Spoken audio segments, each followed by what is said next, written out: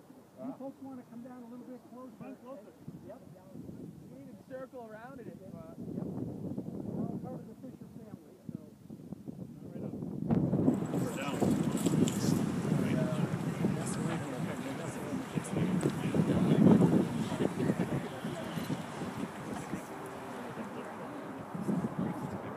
I want to welcome everybody here today. My name is Bob Moline. I'm a 1968 graduate of St. John Fisher College.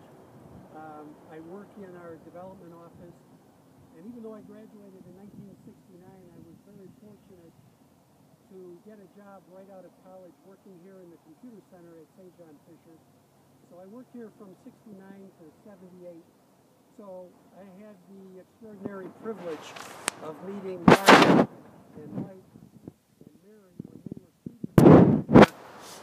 I got to compete with Mike and Mark on the basketball court because we had a faculty staff basketball team and we always played in intramurals, and then it was a gathering place for everybody on campus then.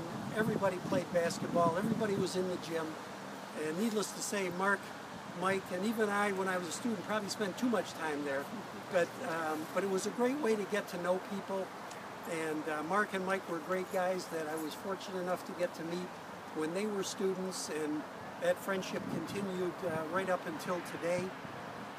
In addition, a very interesting story. When Mark was a student at Fisher, obviously you all know what his passion was for photography. And I'm extremely proud to say that my wife came to work here in 1976 as the Director of Public Relations. And one of the first students that she hired to take photographs for her office was Mark Muench. Yeah. So I think she helped to get him going in his photography career, and obviously that became a real passion for him. And Susan obviously loved Mark. A lot of the yearbook photos that ended up in our yearbooks, a lot of the public relations materials had Mark's imprint on those. So it was really a privilege for me to be here today to honor both Mike and Mark.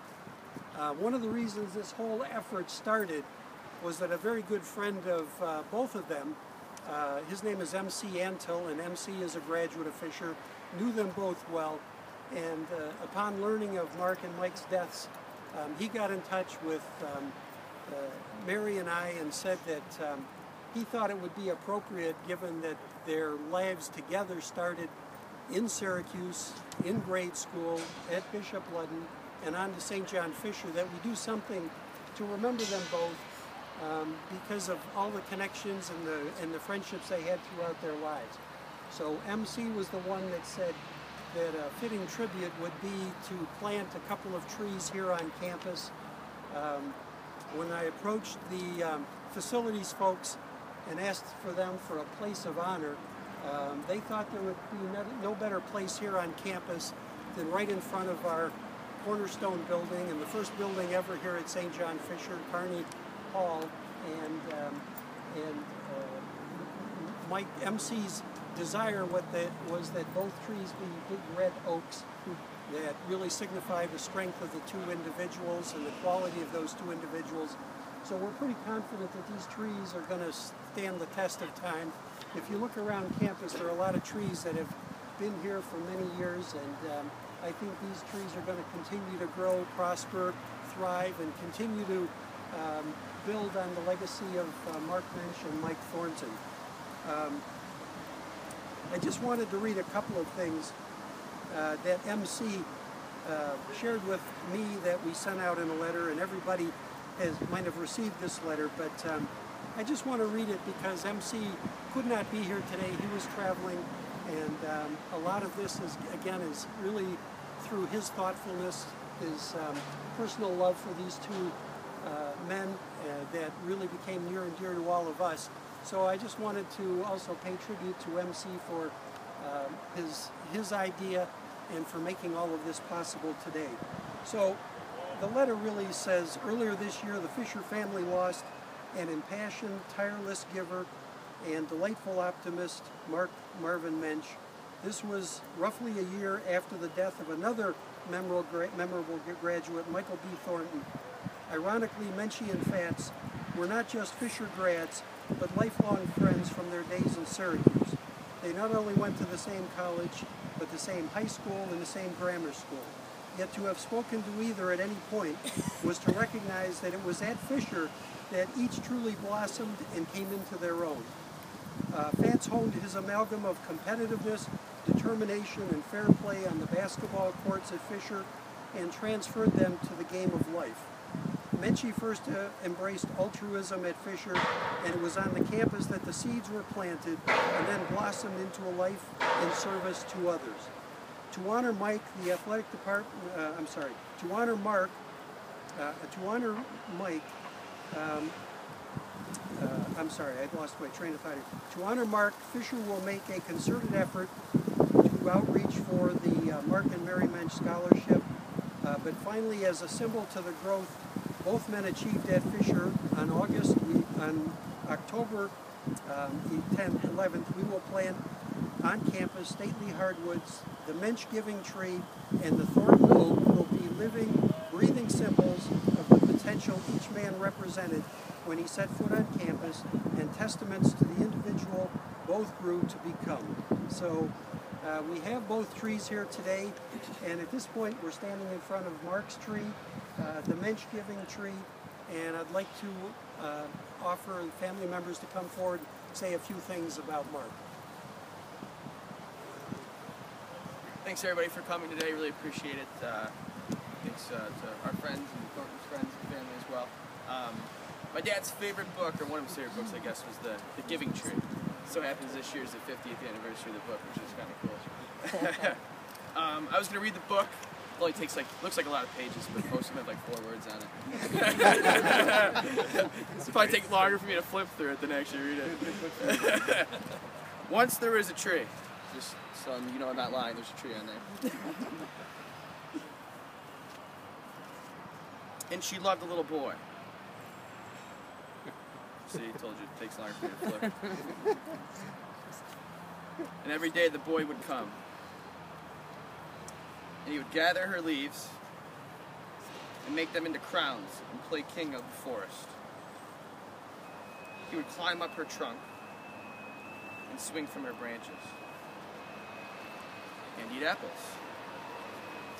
And they would play hide and go seek. And when he was tired, he would sleep in her shade. And the boy loved the tree very much, and the tree was happy. But time went by, and the boy grew older.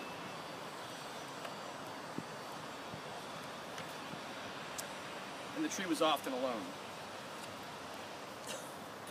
And one day the boy came to the tree, and the tree said, "Come, boy, come and climb up my trunk and swing from my branches and eat apples and play in my shade and be happy." "I am too big to climb and play," said the boy. "I want to buy things and have fun. I want some money.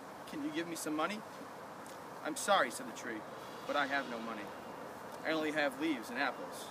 Take my apples, boy, and sell them in the city. Then you'll have money and you will be happy." And so the boy climbed up the tree, gathered the apples, and carried them away. And the tree was happy. But the boy stayed for a long time, and the tree stayed away for a long time, and the tree was sad. And then one day the boy came back, and the tree shook with joy, and she said, "Come, boy, climb up my trunk and swing from my branches and be happy." "I'm too busy to climb the trees," said the boy. "I want a house to keep me warm," he said. "I want a wife, and I want children, and so I need a house. Can you give me a house?" "I have no house," said the tree. "The forest is my house. But you may cut off my branches and build a house. Then you will be happy." And so the boy cut off her branches, carried them away to build a house. And the tree was happy. But the boy stayed away for a long time. And when he came back, the tree was so happy she could hardly speak. "Come, boy," she whispered, "come and play." "I am too old and sad to play," said the boy. "I want a boat that will take me far away from here. Can you give me a boat?" "Cut down my trunk and make a boat," said the tree. "Then you can sail away and be happy." And so the boy cut down her trunk and made a boat, and sailed away. And the tree was happy, but not really. After And after a long time, the boy came back again. "I am sorry, boy," said the tree, "but I have nothing left to give you. My apples are gone. My teeth are too weak for apples. Said the boy. "My branches are gone," said the tree. You cannot swing on them. "I am too old to swing on branches," said the boy. "My trunk is gone," said the tree. "You cannot climb." "I am too tired to climb," said the boy. "I'm sorry," sighed the tree. "I wish that I could give you something, but I have nothing left. I am just an old stump. I am sorry." "I don't need very much now," said the boy. "Just a quiet place to sit and rest. I am very tired." "Well," said the tree, straightened herself up as much as she could. "Well, an old stump is good for sitting and resting. Come, boy, sit down and rest." And the boy did. And the tree was happy. See, told you it wouldn't take too long. But I do have a few words kind of that reflect on that book. About my father. Hopefully they don't blow away. So, my mom gave me this book a couple days ago, and I haven't read it probably since I was a kid. So I reread it. Last night I woke up at like 3 in the morning, couldn't go back to sleep, so I read it a few more times today. Kind of looked up online, you know, to kind of dive into it a little bit more, to kind of find out the true meaning of the book, and I kind of had my own as well. I think my father liked the book because, let's face it, he wasn't the brightest man in the world. Didn't take too long. Had pictures in it. I think that's why he liked it. But it's short and simple, and it's yet very deep. It's full of life lessons and values which my father always liked to live by. The Giving Tree teaches us how to love, give back, and the importance of friendship. I didn't think this would be hard.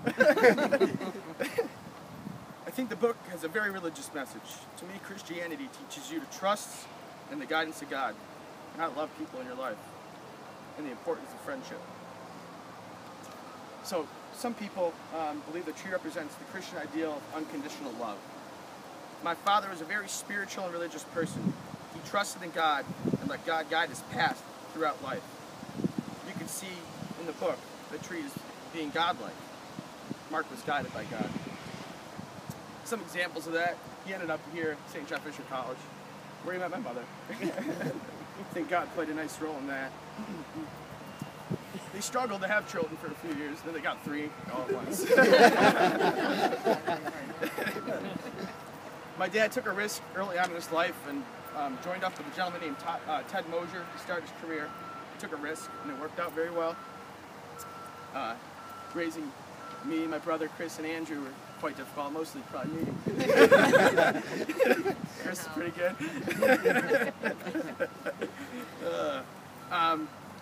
Also facing cancer, which was probably his most impressive feat. He never once complained, and he always just trusted God to put him in put him where he needed to be and guide his path. And then, eventually passing into his arms.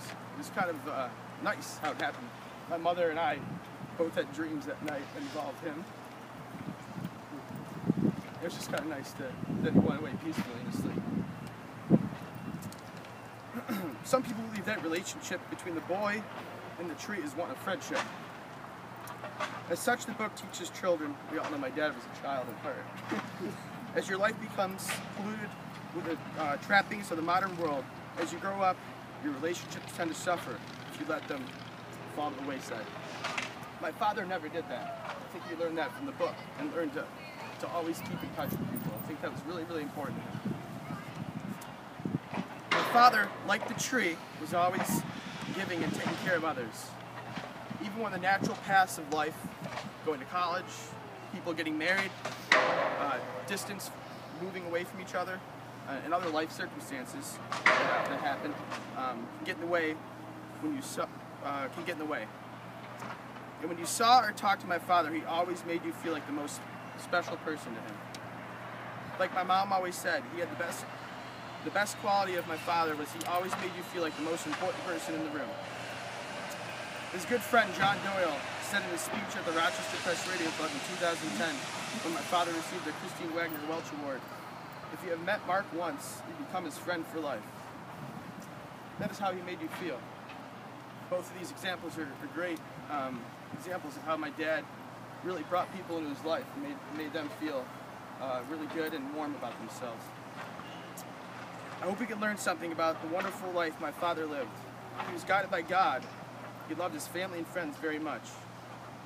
If everyone could master those qualities like my father, the world would be a much better place. It's nice to have an oak tree to remind me, to remind everyone of my father. It's going to be pretty big, I hope. But this will never outgrow the legacy that he left in the world, because he touched all of our hearts so much. In closing, I'd like to read a reading from the Bible that I thought was a good description of how my father loved. It comes from the Corinthians. Love is patient and kind. Love does not envy or boast. It is not arrogant or rude. It does not insist on its own way. It is not irritable or resentful. It does not rejoice at wrongdoing, but rejoices with the truth. Love bears all things, believes all things, hopes all things, endures all things. Love never ends. Thank you.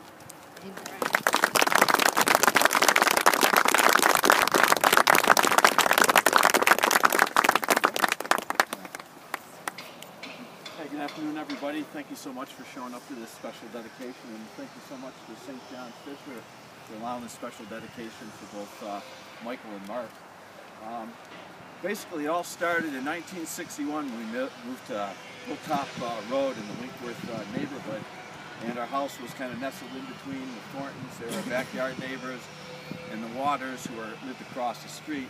And basically, Michael and Mark developed that special bond early on, along with their dear friend Peter Waters, who unfortunately couldn't be here today.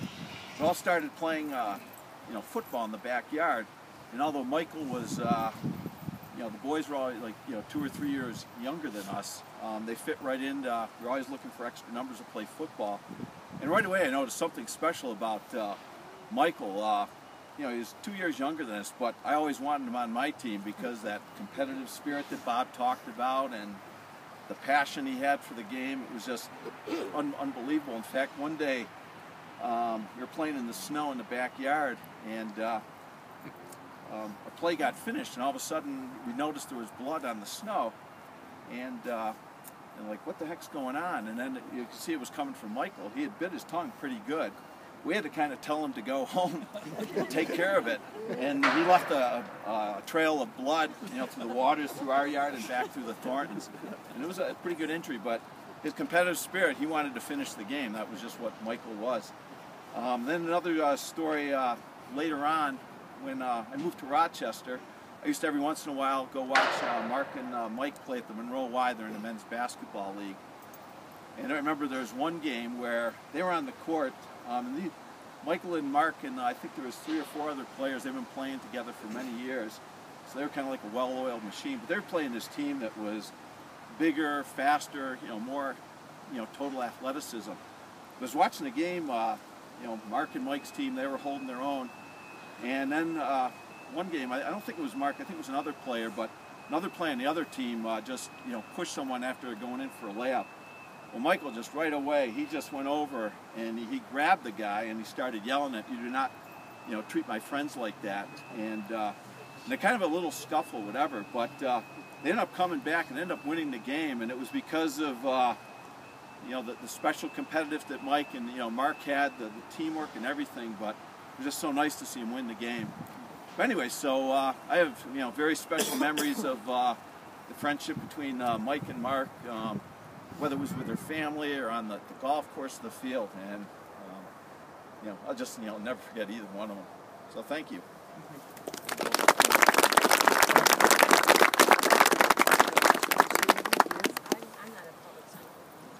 I just wanted to thank everybody for being here. It's really touching to see how many people came out on a busy day just to be paid tribute to a special man. And one thing that you don't know, Bob, I knew the tree was coming, but I had no idea where it was going to be planted.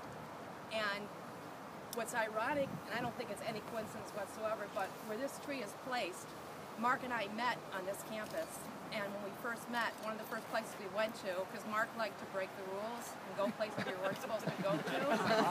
So we went to the building behind you with the circle up top, and Mark found a way to navigate up the stairs and hanky-panky on the top floor, which you're not supposed to do either. But ironically enough, where we were on one of our first dates looks directly at this tree.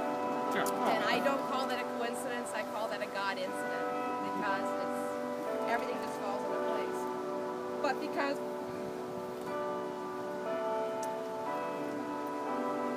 it's very fitting, we met on the grounds here, and I'd like to leave a piece of Mark here at the college.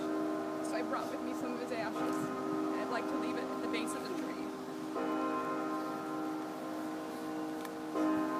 Keep in mind, they're probably not going to stay here, but I don't think Mark would have either. Very symbolic. So please stop by when you can. When you think about Mark, it's in a great location. Just drive by, come down, come visit him, and watch him grow, and watch him spread his leaves and touch a lot of people visually and emotionally, like he did while he was here on Earth. Thanks, everybody.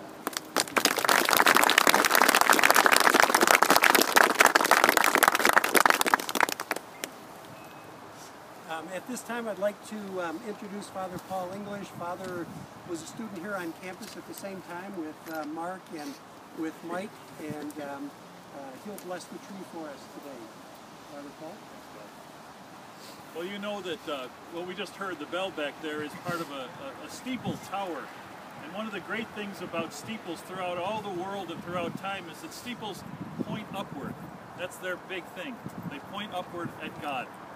And standing here in the shade of this tiny tree that's growing as we stand here, I'm thinking that's pointing right up at God too. And that's Mark, in his own way, and in a beautiful way. And of course, it's a beautiful oak tree, so I'm looking forward to seeing it grow, and I'll come back and visit a lot, Mary, and I'm sure all of us will. So let's take a moment and thank God for these two lives. We'll bless this tree first, then we'll all walk down and bless Mike's tree too. But Lord our God, we thank you for this giving tree and for the giving life of Mark Muench. We ask you that he would be in your presence now and making you laugh as much as he did us, that the joy that he shared with all of us will be able to share with others too, and also that faith that Brian talked about. So bless us and bless this tree. We use water from baptism that reminds us of our new life with you. So bless this tree now, Father, Son, and Holy Spirit. Amen. Thank you, Father Paul. If all of you don't mind, let's navigate down to Mike's tree just down the road a ways here.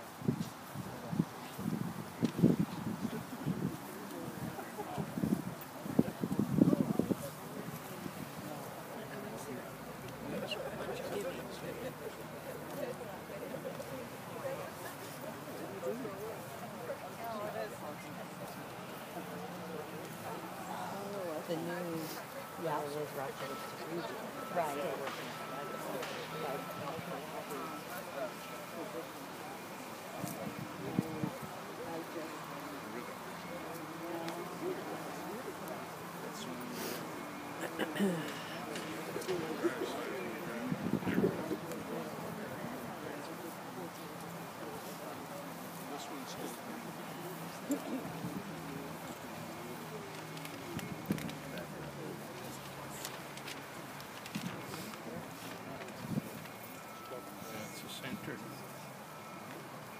As I mentioned to all of you earlier, I was fortunate enough as well to get to know Mike, where he was still very Christian. It was kind of interesting over the last 10 years that we would always run into each other, whether it was at Shadow Pines, golf course, or even at one of our favorite places. We found that we both enjoyed eating at a Thai restaurant in Pittsburgh. It's called Thai. Got great Thai food. And it seemed like I would go there quite often. Coworkers from here. It seemed like every time I was there for lunch, Mike was there for lunch, and some of his coworkers and clients. And so I saw him quite frequently. As all of you know, he had a quiet presence about him. He always had that confidence in it. He always had the quiet smile. He was a very soft-spoken guy. But I think that, like a lot of people, changed when he was on a basketball court. And as I mentioned earlier, MC Anto was the person who really